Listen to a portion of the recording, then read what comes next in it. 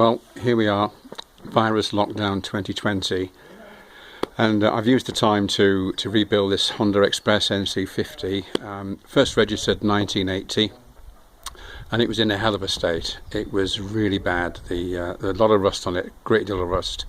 The engine was seized, and it wasn't in a good state. In fact, I think one of the children had been allowed previously to daub it red, so it didn't look nice either. Anyway, it's just a thank you as well to the guys over the pond in the States who are enthusiastic about these little machines. They've been great help with some of the videos posted on YouTube. And so as a result, I had the confidence to split the engine down and take out the seized piston. It took a bit of an effort. I had to hammer it out in the end. Tentatively to begin with, that didn't work, and so I had to give it quite a belt with a bit of a drift. Make sure that the crankshaft wasn't at bottom dead centre.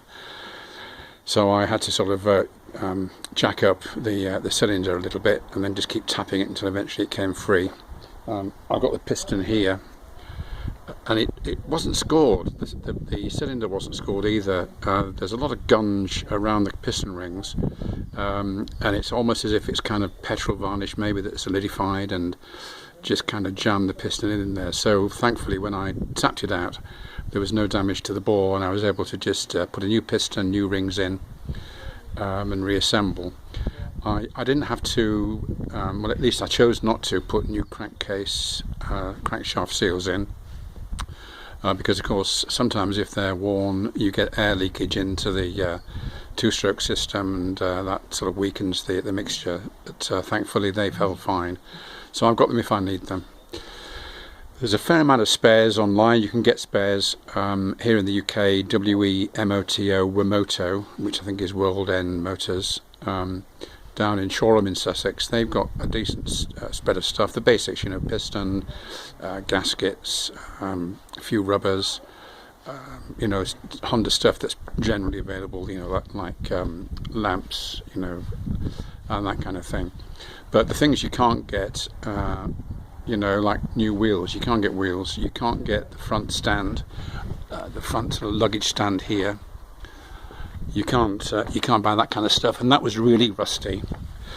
So what I've been doing actually, with a degree of success, is wire brushing off rust from surfaces, and then treating it with cure rust. And with the chrome, in a lot of instances, it's polished up reasonably okay, so it looks presentable, certainly from a distance.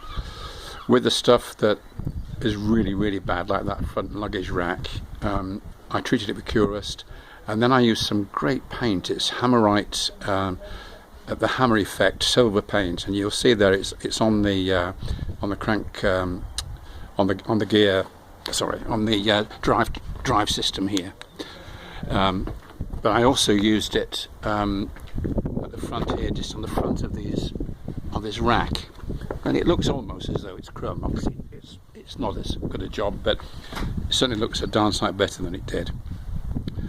So there you go. The fuel tank also was a grotty, white, rusty mess. It really was bad, but thankfully inside it was okay. So I've painted that with Hammerite. That's come up quite nice now as well. I was very lucky. The carburettor, although it was full of petrol varnish, it was really bad actually. By soaking it in carb cleaner and gently using a guitar string to clean out some of the jets, like the main jet and the idle jet, I was quite surprised actually that it ran. But thankfully all that stuff came out. I'd hoped to use the air pressure hose at the golf club, which normally you use for cleaning your shoes. Anyway, but with it being the shutdown, of course the damn thing's turned off, so I couldn't go up there and blow out the jets with the compressed air. But anyway, soaking and poking with a guitar string did the job. So chaps, anybody over here who's rebuilding one of these, easy to work on, good fun. It's certainly given me something to do over the last 3 or 4 weeks. I painted it with Halford's engine blue enamel, and it's pretty close to the original blue, and it's come up with a nice gloss finish. So if you're going to do the same job yourself, well, good luck, and enjoy it like I have. Cheers now, all the best.